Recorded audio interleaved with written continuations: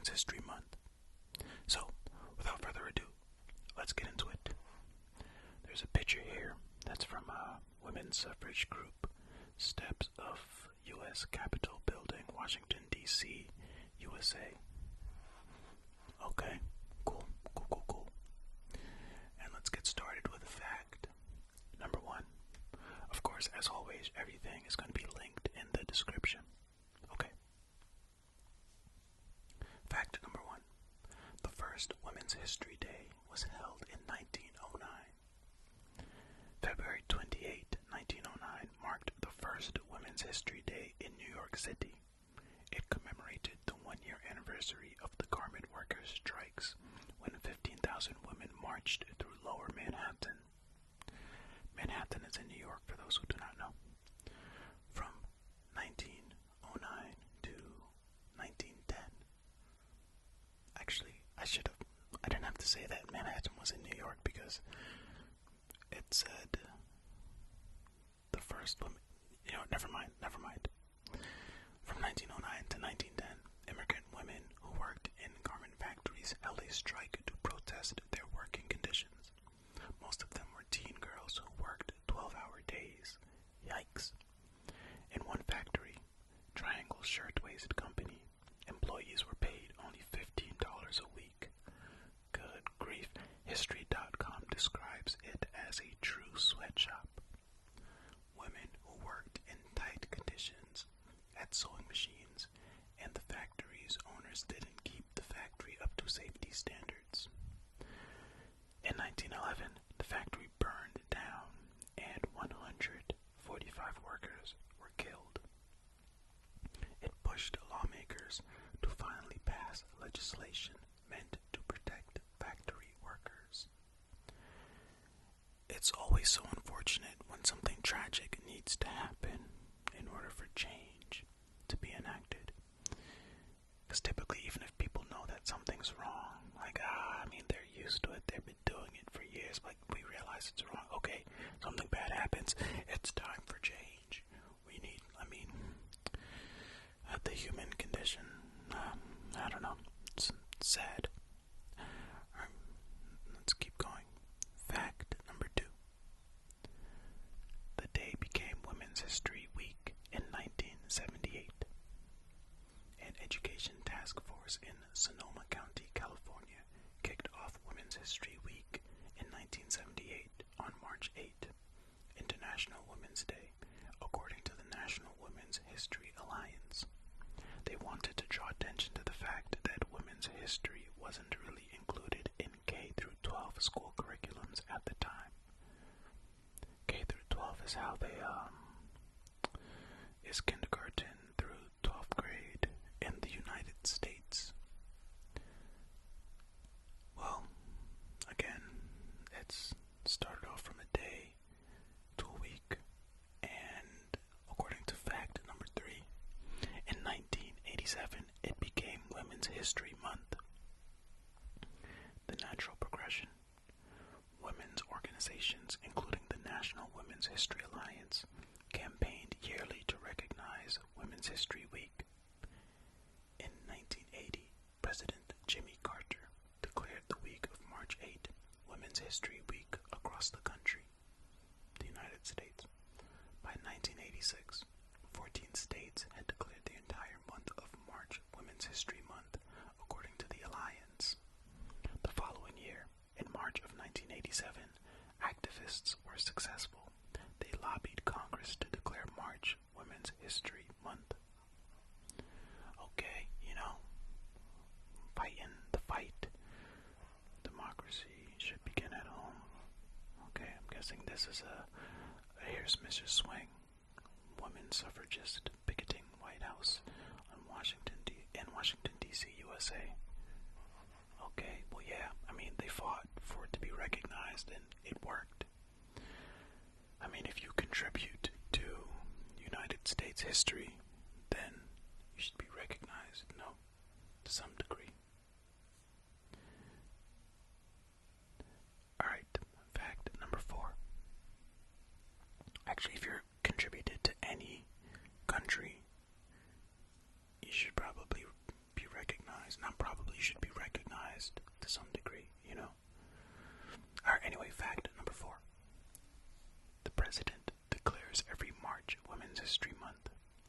Since 1995, every president has issued a proclamation declaring March Women's History Month, usually with a statement about its importance. Yeah, again, this is United States stuff I'm talking about. This list is based on United States history. I'm saying that because I do know that I have subscribers from all over the world. I appreciate you all. So, thank you. Just, clarifying. Anyway. Yeah. I mean, that's good. Once all of these things become commonplace, then it won't seem out of place when people talk about them, But because the United States has been historically, what's the word I'm looking for? Exclusionary. That's not the word I was looking for, but it works. They've excluded so many people over the years that talking about certain things makes people uncomfortable. Well, if you're uncomfortable, then that means that it's not spoken about enough. If it was commonplace in the United States or in any country that has a problem with any sort of prejudice or anything like that, then it wouldn't be an issue because everybody truly is equal. But if you're not treated as such, then it's an issue. Well, all identity politics, oh man, look, everything's so PC, yada yada yada. No, you nincompoops.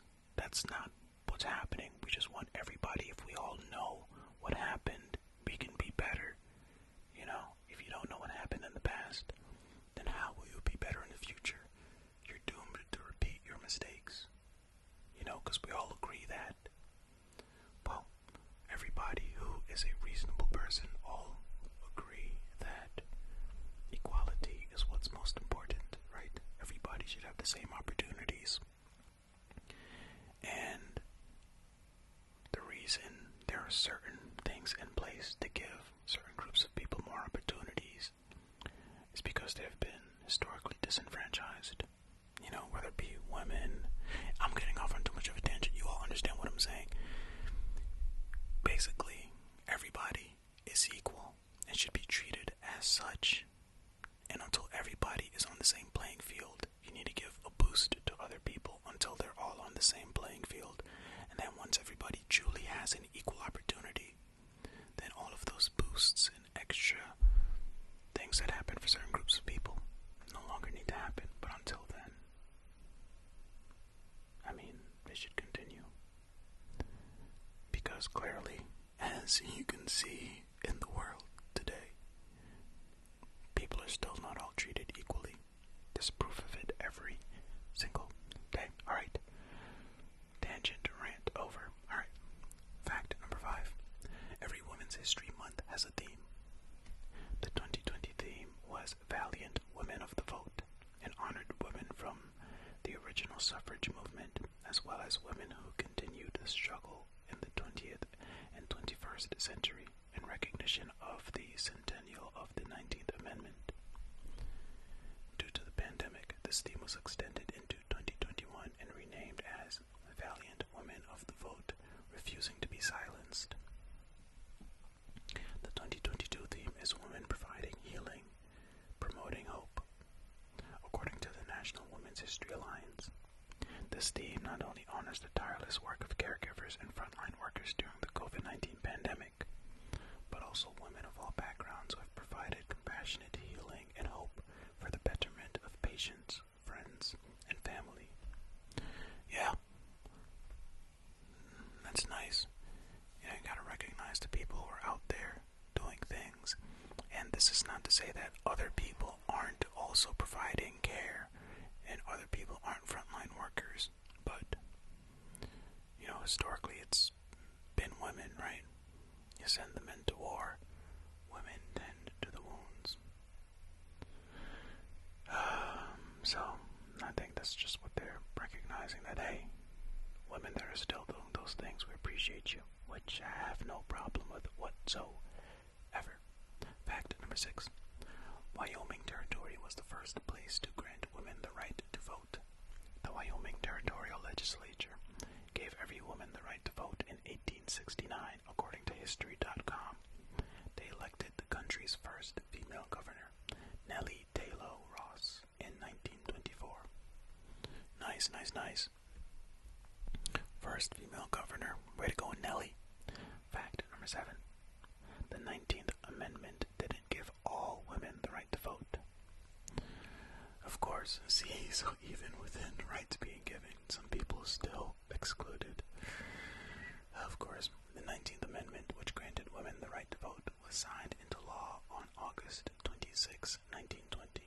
But at the time, a number of other laws prohibited Native American women, Black women, Asian women, and Latinx women from voting, among others. It wasn't until 1924 that Native women born in the United States were granted citizenship, allowing them to vote, according to PBS. But even after that, Native women and other women of color were prevented from voting by state laws, such as poll taxes and literacy tests.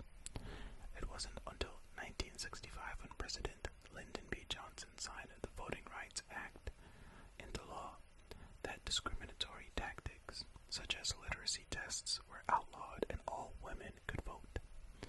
You see, this is why when programs are put into place to help boost people that started way, way in the back, have no problem with them. You know what I mean? Because they need that help.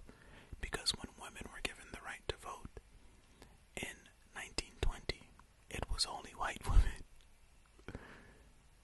And the fact that Native American women were not granted citizenship until 1924, they were in the United States first. You know? So, what ridiculous. Anyway, let's keep going. All women and family members of women who were involved in the Montgomery, Alabama bus boycott before or along with Rosa Parks. Before Rosa Parks repeated the act, Claudette Colvin was arrested for not giving up her seat to a white person in Montgomery, Alabama when she was 15 years old. Okay, so here's Claudette. Okay. Claudette was fighting the good fight. Fact number 8. Claudette Colvin refused to give up her bus seat 9 months before Rosa Parks did. Rosa Parks' contributions to the civil rights movement are undeniable, but 9 months before she refused to give up her seat on a bus for a white person in Montgomery, Alabama, 15-year-old Claudette Colvin did the same thing on the same bus system, but Colvin isn't widely recognized for her act. On March 2, 1955, the day she was arrested, she had been learning about Black history at her school. My head was just too full of Black history, you know, the oppression that we went through, she told NPR in 2009. It felt like Sojourner Truth was on one side pushing me down, and Harriet Tubman was on the other side of me pushing me down. I couldn't get up. She was one of the plaintiffs in Browder versus Gale. Browder v. Gale, the case that ended up overturning bus segregation laws in Montgomery. Yeah, so she's saying that Harriet Tubman and Sojourner Truth kept her in her seat. Hey man, you did a good thing. You did a good thing. Big step towards desegregating the bus in Montgomery, according to that fact. Okay, fact number 9. Geraldine Jerry Cobb was the first woman to pass astronaut testing in 1961. But she wasn't allowed to travel to space due to her gender. Oh my goodness. She testified on Capitol Hill in 1962 saying, "We women pilots who want to be part of the research and participation in space exploration are not trying to join a battle of the sexes." According to the New York Times, we see only a place in our nation's space future without discrimination. However, John Glenn, the first American to orbit Earth, opposed her. He said, "It is just a fact that women don't do certain things that men do, such as go to war and fly airplanes. The fact that women are not in this field is a fact of our social order," he said. Big yikes, John Glenn. You are on the wrong side side of history, buddy. And what you said is ridiculous. Very ridiculous. Fact number 10. About 20 years later, Sally Ride was the first woman in space and the first gay astronaut. Huh? Okay. Sally Ride became the first woman in space on June 18, 1983, when she flew on the Space Shuttle Challenger. It wasn't until her death that her obituary revealed she was gay. It referred to Tam O'Shaughnessy as her partner of 27 years. You see, they had to hide the fact that they were gay. Discrimination knows no bounds. You gotta, everybody just be nice to people, man. Just be kind. It's simple. It's very simple. Fact number 11. Women couldn't get credit cards on their own until 1974. Ridiculous. Until Congress passed the Equal Credit Opportunity Act of 1974, women couldn't get credit cards in their own name. Often they had to bring a man along to co-sign for them, according to Smithsonian Magazine. Legal work done by late Supreme Court Justice Ruth Bader Ginsburg laid the foundation for the Equal Credit Opportunity Act, as well as many other basic rights women have today, including the ability to attend state-funded schools, protection from pregnancy discrimination at work, and the ability to serve on juries, according to USA Today.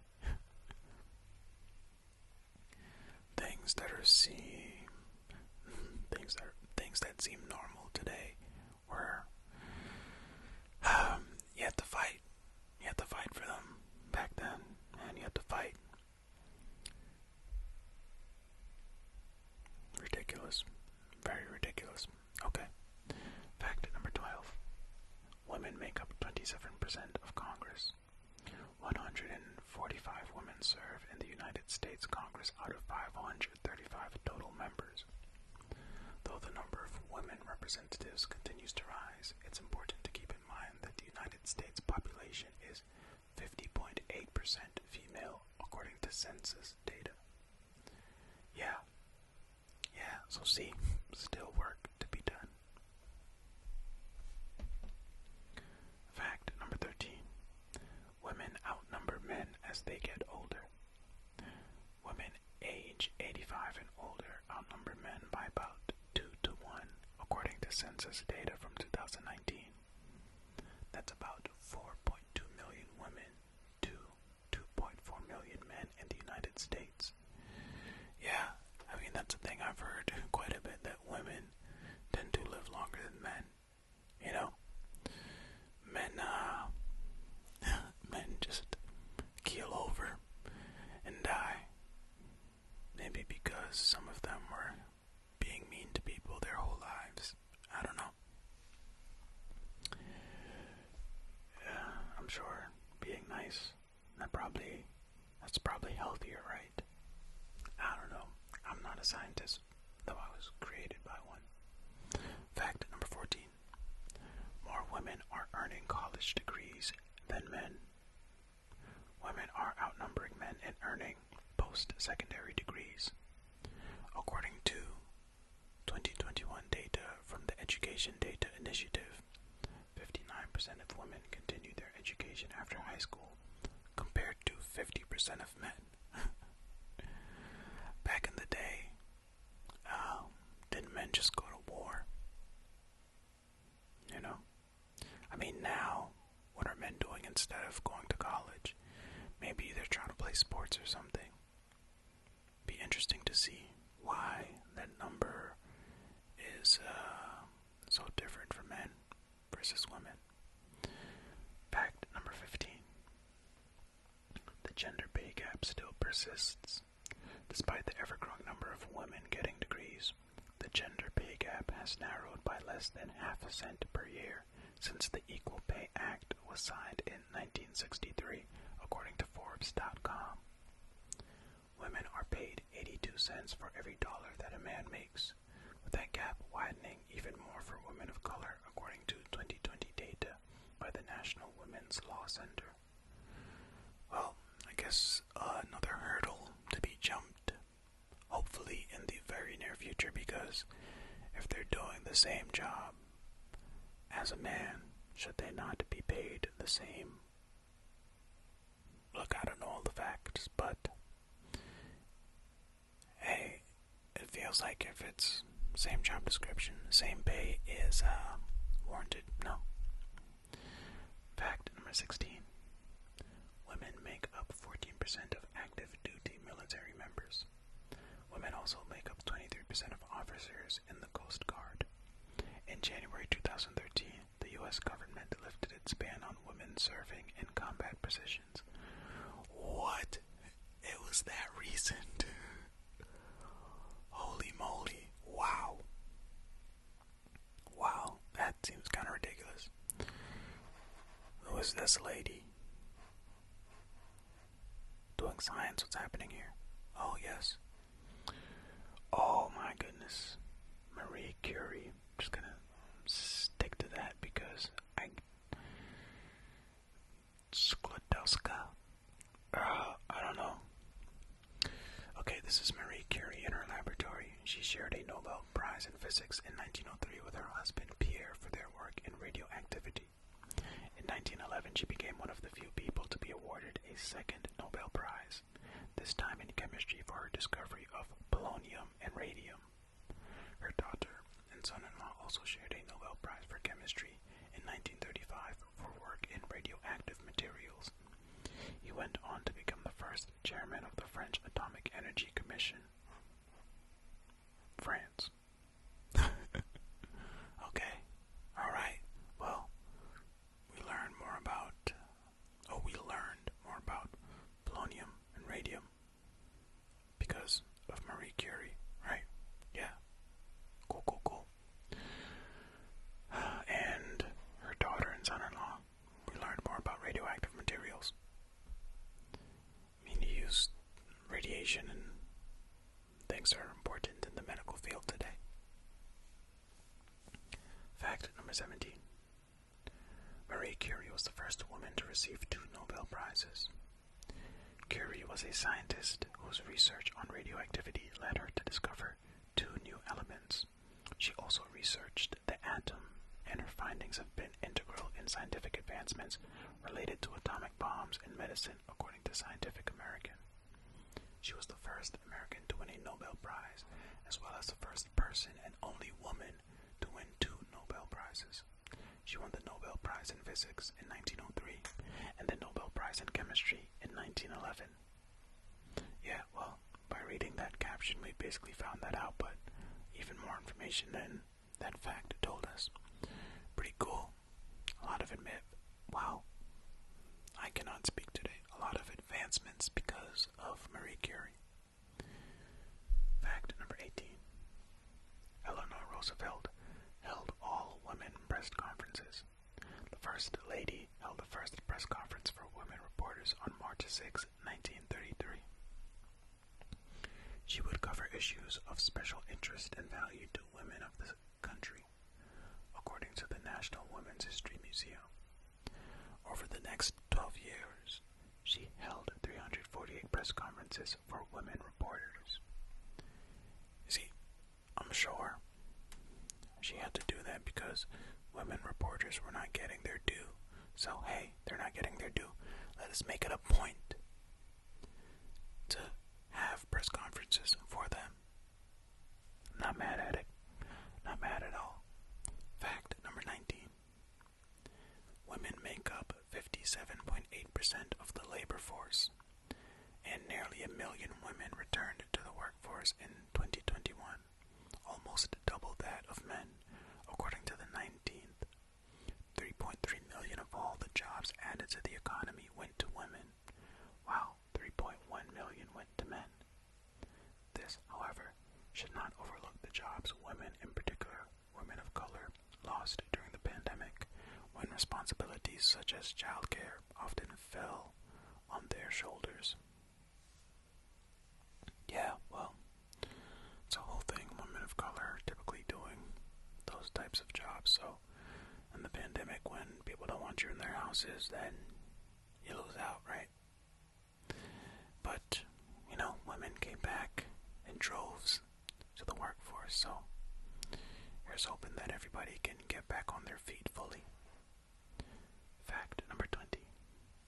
Aretha Franklin was the first woman inducted into the Rock and Roll Hall of Fame. Known as the Queen of Soul, Aretha Franklin was inducted into the Rock and Roll Hall of Fame in 1987. She's known for her rendition of Otis Redding's R.E.S.P.E.C.T. Respect, and songs of her own like You Make Me Feel Like a Natural Woman. She was also involved in civil rights activism and performed at President Barack Obama's inauguration in 2009. Yeah, I mean, everybody has heard Aretha Franklin sing at this point, right? If you're over a certain age. This says Vice President-elect Kamala Harris takes the stage before President-elect Biden addresses the nation from the Chase Center November 7, 2020 in Wilmington, Delaware. Alright, fact number 21, and the last fact for this video. Kamala Harris is the first woman and woman of color vice president. After winning the 2020 presidential election with Joe Biden, Senator Kamala Harris is making history as the first woman, first black woman, and first Asian American vice president in U.S. history. Yeah, that one happened very recently in the United States, so pretty cool stuff there. Alright, that's it. Hope you learned something that you didn't know before about women's suffrage in the United States. I'd like to thank everybody for watching and or listening to this video. I truly appreciate it. Thank you so much. If you made it this far and you liked the video, leave a like. Subscribe if you're new. If you're old and you haven't subscribed yet, then why not? But remember,